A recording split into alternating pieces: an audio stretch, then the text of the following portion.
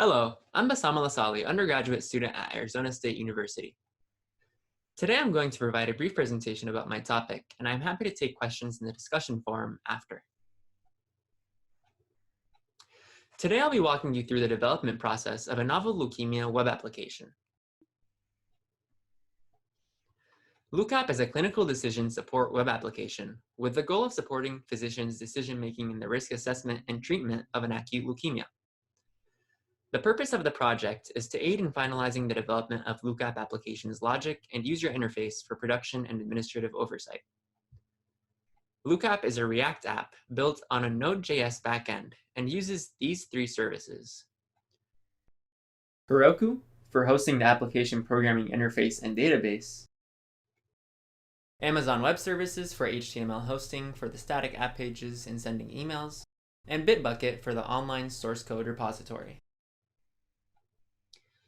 Revisions to LUCAP fall under three categories, as defined by the application developers: easy, medium, or hard. Changes to text are considered easy, unless when text is a part of a button, then it is medium difficulty. Changes to any logic or underlying app code is considered a hard revision. Based on usability testing, several changes were requested, and LUCAP was revised accordingly. Since Bitbucket is the central repository for LUCAP, all changes were made and committed to Heroku or Amazon Web Services using Bitbucket. A total of 9 revisions were made, 5 hard, 3 easy, and 1 medium on LUCAP. The first and most difficult step is finding what to change. Finding which piece of code to edit was probably the hardest part in this project, especially since it was pre-built by a third party.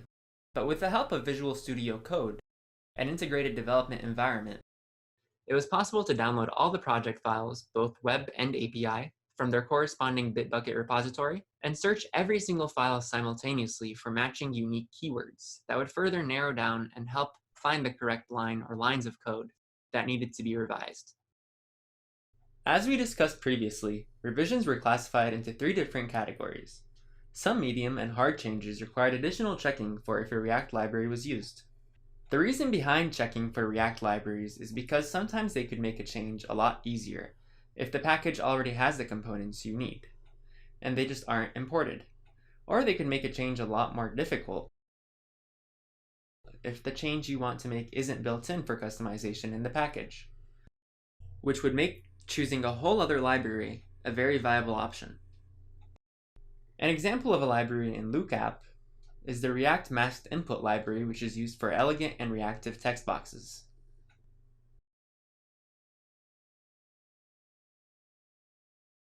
This example revision was made using cascading style sheets on the line of code that uses the imported library for that specific text box.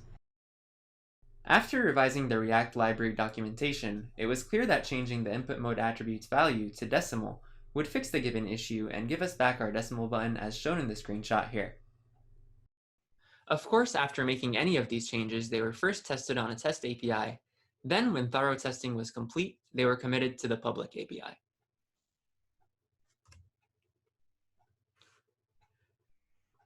As you can see, LUCAP uses multiple services to come to life.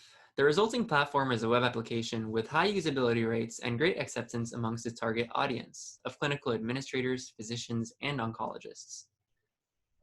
The life cycle of LUCAP and how these different services play into that is shown here.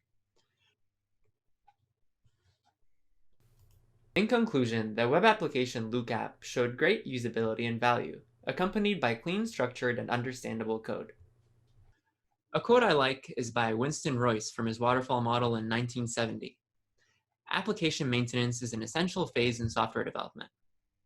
All applications need some sort of maintenance down the line, including LUCAP, which leaves much room for further work such as keeping up libraries when new operating systems are released to ensure compatibility, maintaining the application logic and keeping that up to date with the National Comprehensive Cancer Network's guidelines, and future EHR integration with Epic. Thank you all for attending, and of course, if you have any questions, please post them in the discussion board on Canvas and I will get back to you. Thank you.